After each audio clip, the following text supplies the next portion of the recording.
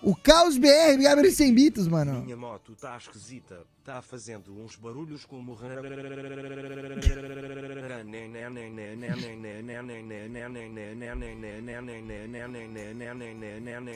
Foda, mano.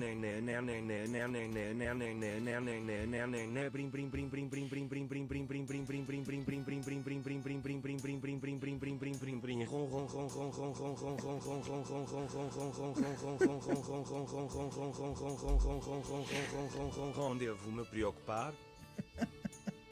É problema de junta, mano. Junta tudo e joga fora, velho.